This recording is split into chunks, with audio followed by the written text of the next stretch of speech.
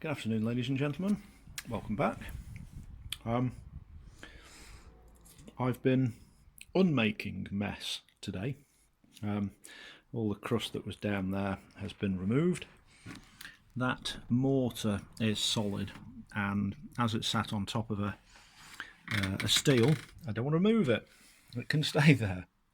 But anyway, I've brushed and lifted and sucked all the crust that was underneath there. The first floorboards in and down. Radiator pipes are in their correct place. Brickwork, well, it's brickwork, it's not brickwork, I've just filled in those holes. So that's been patched up as best I can with the pipes that are there. And I put a bit of foam insulation around them just so that you don't get any thermal related abrasion as the pipes expand and contract as they get hot and cool down. So that's important. The loo pipe has got a cap on it, that's glued on. The waste pipe from the sink, I think it's the sink alone, is bricked up and hole plugged. And where the floorboards went underneath this wall, there's a joist effectively just at the end of my finger. So I've got nothing to screw a floorboard onto there, so I've had to put this additional timber work in just to support the floorboard or floorboards, and also just to provide a little bit of steady for the wall that's on top of it. Now these blocks, these are massive. Let me just get a tape measure on them. These were put in, I think, in the 1960s. Hang on, tape measure to be longer, and they are 3 foot. They've got to be 3 foot long, and they're probably going to weigh, I don't know, 20-30 kilos a pop. Is this unusual? You don't get them that big now. There's a guy I follow on YouTube, a guy called Andy Mack, who goes under the handle the Gosforth Handyman, and he comes from the northeast, and he's got a fantastic accent. I absolutely love it. And he's currently renovating a 1920s semi, and he was expanding this bathroom.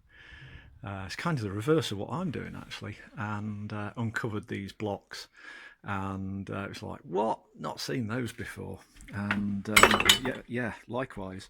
But it gets more interesting because, okay, they're sat on a timber wall plate. That is timber which is on top of the floorboards, and that's kind of a common technique that I've seen in houses of this age. I've seen it in a 1930s house, which is fine. Okay, it's still here.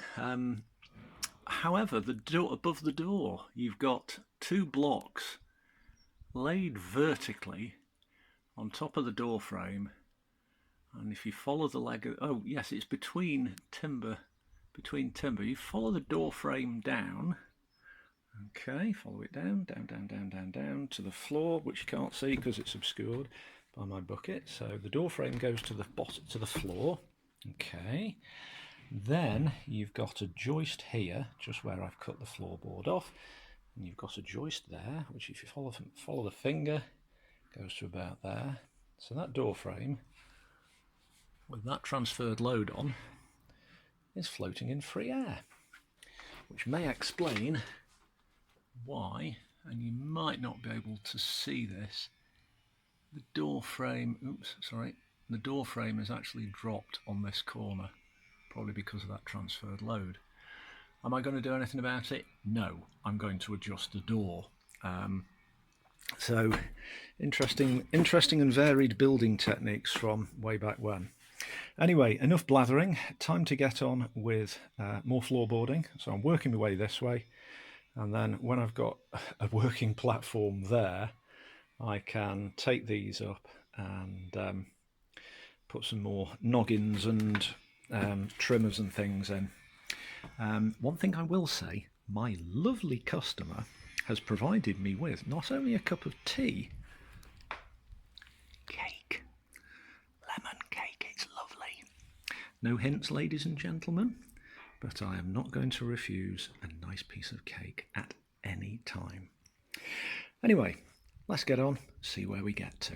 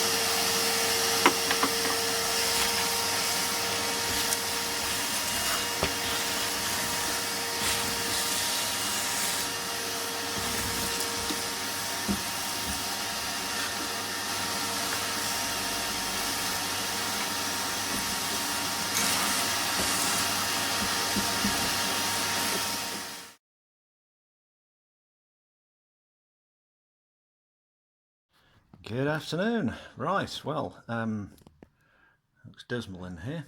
Shall we put some light on? Let's put some light on. Ooh, a switch. Ooh, that's better. It'd be even better if it was in focus. We now have 4 spotlights. Okay, they're just dangling. Oh, and we have insulation in the ceiling. Well, almost completely. One sheet was just not quite enough, contrary to what they say on the advert. One sheet. Yeah, sorry mate, you're not enough. So there we go. That's worked out well. Tomorrow, it's going to be a short day tomorrow. Only going to be here sort of late morning and into the afternoon. So I'll get the ceiling boarded out. That won't take very long. And then I'm dot and dab on the walls. And yeah, let's see where it gets us. But it's been a good day today. Right, end of day, end of week. What have I achieved? Fair bit. I've got boards on the wall. And we have boards on the ceiling. And lights. And yeah, boards pretty much everywhere. It's a bit of a patchwork quilt because the emphasis is on minimising wastage. It'd been easy just to cut up big boards and, you know, do like a round window in a board or 2 boards, but I'd just be throwing stuff away, and that's just not the point. I had a late start this morning. Well, it was nearly lunchtime when I got here for perfectly valid reasons, so didn't get to finish this off, but it doesn't matter because come Monday, cabling the sockets in, so I'll go through a hole there under the floor here, which is a step up. Yeah, there we go, and just behind there there's a socket, so we'll spur off that. And say John, sorry, there's a friend of mine just leaving. And yeah, I'll board this out on Monday. I think I've just got enough. I've got a full board and some bits, that'll do. And then I'll be scrimming, which is putting joint tape over all the joints. I've got a new roll, I'll probably use it all, no I won't. And then I'm skimming, so hopefully get the ceiling and at least 1 or 2 walls done during Monday. I'm not going to finish it all. I'm not a maniac who can do like 1,000 square meters a day or something. You know, I'm getting on. Anyway, thank you for watching, and let's pick this up on Monday.